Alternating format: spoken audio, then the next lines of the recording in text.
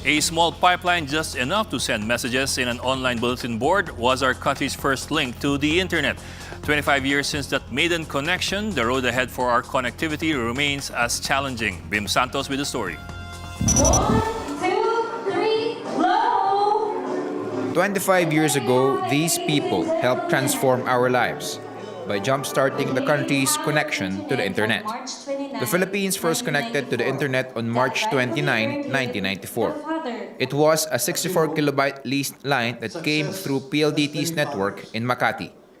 It was under the PhilNet project of the Department of Science and Technology and the Industrial Research Foundation.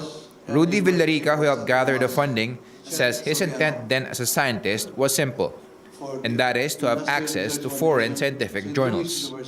So it has really expanded to benefit economically even the poorer people in the Philippines. I did realize that it was going to be this big when we set it up 25 years ago. And it really, you might say, to me it's mind-boggling how it has developed in the Philippines. But though the modest connection has grown drastically, many challenges remain. The National Economic and Development Authority says we must improve the country's connectivity for Filipinos to fully benefit from the digital economy. We are kind of lagging behind in terms of infrastructure, internet infrastructure. Even yung mga, using smartphones, we are not able to do it as expansively, as extensively as other countries that have better ICT infrastructure.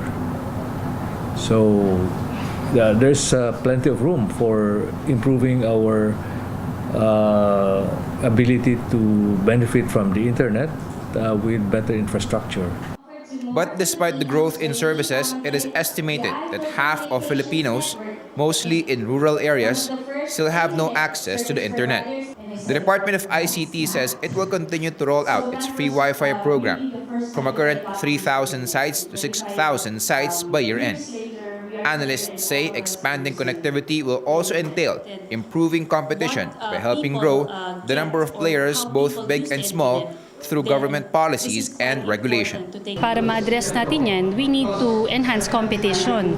So we have to make sure that the entry of industry players in the broadband sector is open at mababa yung barriers to entry.